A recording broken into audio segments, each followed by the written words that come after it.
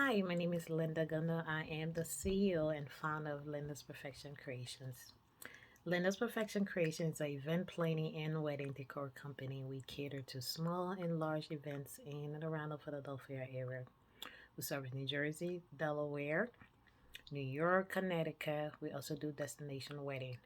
I am a master certified wedding planner and a florist. I have over 10 plus years in the wedding industry. I started my business as a hobby and it turned into a business, perfect business.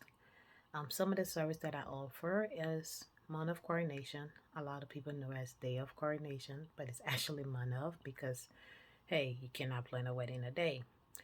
I also do full service, partial, customs. Custom service is catered to my brides and my grooms, or whoever's getting married. I meet the couple what stage they are in the wedding. So if there's a package that I offer that is, you want to add, you want to subtract, the custom package where you can get an a la carte and then add to the services to add what your needs are. And that way they can tell it to fit your needs. And also do florists as well. So you don't have to do both. You can do plain separate. You can do florists, where I do the centerpieces, the bridal bouquet, the buttonniere, the corsages, or you can do both together. So whatever fits your needs, my business caters to order that. So enough of that. Today we're going to continue on invitation. As I stated before, we did the series on how to do your wedding invitation. The other two videos I talk about how to when the timeline is for your invitation, like how many weeks you should talk before you order your invitation. I also talk about what to put on the invitation. So today we're going to talk about wording, how to word your invitation and the formalities and the etiquettes of each invitation, so you know what you're doing. No matter what you're going to do, whether you're doing the classic, whether you're sticking with tradition, whether you're doing the funny and the catchy, one of the main things that an invitation should always have is one, who's hosting the what invitation, what the event is, what is a marriage, a renewal ceremony, um, commitment, whatever it is on the invitation. You have to let people know what are they coming to. You can't just say, "Oh, you're coming to something," and they don't know what it is. And then the other thing is like, who's being honored? Like, what are pretty much is a couple. Who's the events that they're hosting the event for? So whenever you put in that invitation in, you have to let these people know. Those are the things that have to be included in the invitation. Where is it going to be taking place? The time, the date. And before I jump into anything else, please, I'm back. And this is I tell all my brides a pet peeve. Do not put your wedding is starting at 2 o'clock and you don't expect to start till 3 or 3:30 or 2:30. Don't accommodate your invitation for lateness. Because what you're saying is that, okay, so you might have a grandparents or you might have a friend, or maybe it's all your patient or somebody else who knows how to be on time. And they show up there maybe because they don't want to be late at 2:45 or 2 just to be on time before your wedding starts, and the wedding actually don't start till 3 o'clock. Nobody want to sit there for an hour, 15 minutes, or 45 minutes waiting for a late guest. If your wedding is important to people that will show up, to not plan your wedding around people being late.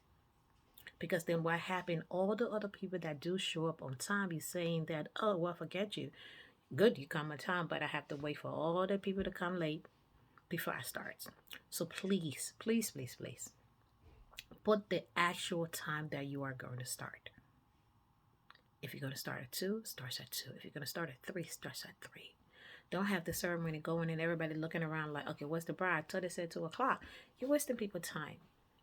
And you won't want somebody to do that to you. You don't want to just sit there. And besides, it's a ceremony. There's nothing to do at a ceremony. You just sitting there, and especially if it's an outdoor wedding, you're sitting in the sun, it's hot, or you sit in the church, it's hot, or it's cold.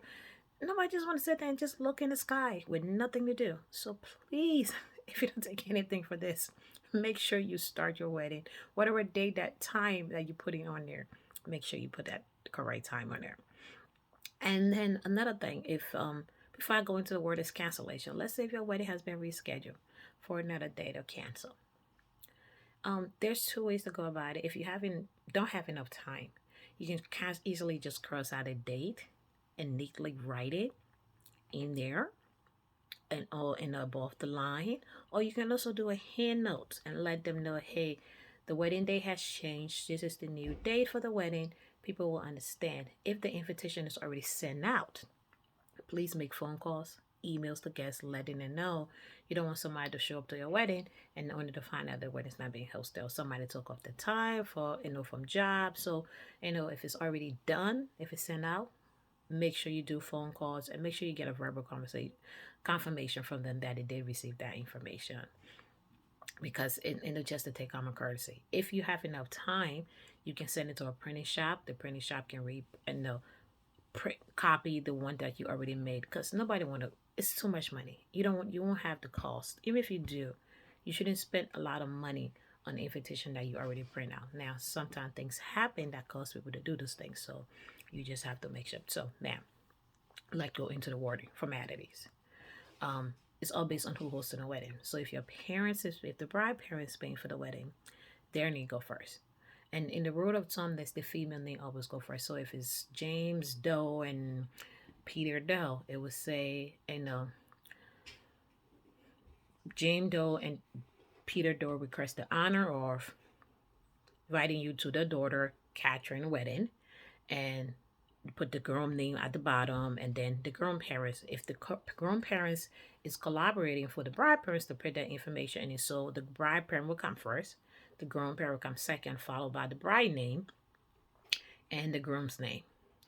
So, and then in the cases that, let's say if you have divorced couples and they are paying for the wedding too, and you got a stepmom, a stepdad, and everything, same thing. Bride mom go first. Bride, and you don't have to put a comma. You can just put bride, Mary John, Peter Door. Just list all of them on there. If the couple is planning for the wedding, it's the same thing. The bride name always goes first, because most of the wedding is mostly about the bride, because they are the one not getting married. So that if you wonder why the bride needs not to say with an other men, but their name always go first. And then another thing that you do is that for that standpoint is that you make sure when you put in an invitation, when you send an RSVP card, make sure on the ceremony invitation you put the address on there. If the ceremony is not going to be hosted in the same place, so you put the date and the time, and you put where the ceremony is going to. This ceremony is going to be followed by the church ceremony, by the reception. You put the reception location, you put the time, and then in the corner, if you wanted to RSVP on the left side of the corner, you put RSVP. Write it out. You can either write it out in all caps. You can write it up in the first letter cap, the rest of the letter lowercase. You can write it out. And another thing that you have to write out is the numbers. When you write, you have to spell everything out in the invitation to justify. You don't want to write, even the time, you don't want to write 2 o'clock. You have to write the number 2 o'clock. And if it's like 12:30, you want to pray. You don't want to put 12 and a half. You want to put like 12, half past 12. So you have to write it out. The only thing that you don't have to write out is the year. You can choose if you want to do that or not, but you have to spell everything out. And then one of the most important things too, if you have people who have titles, military title, doctor's title, you want to spell that out. Now, the middle name is optional. You don't have to put the middle name, but if you do choose to do that, do not put the initial. Spell out the whole name. So if you have doctor, you say doctor, you write out doctor. And if it's a PhD or a medical doctor, you have to write out doctor for medical doctor and PhD or DR, for that to differentiate. And military title, you do the same thing. Sir and junior, you don't have to spell it out. Mr. and Mistress, you don't have to spell that out, so you can abbreviate those. So you can abbreviate Mr. Mistress and the surname on top of that, but you cannot abbreviate anything else. Pretty much the formality is that everything has to be written out in the invitation. It just classic. It looks great. It looks presentable. It looks elegant. When you're writing numbers and writing things, it kind of look tacky. It's just the honest. So if you're going to do an invitation, no matter what the style is, make sure you follow the guideline of what the invitation is. But that will be all for today. Tomorrow, I'm going to finish on the finishing touches of the invitation, and then we're going to jump into another section. As the month goes, I'm going to do, like I said, series, maybe one or two based on how long and in-depth the topic is. We're gonna go from there and talk about it more. But once again, my name is Linda Gunnell.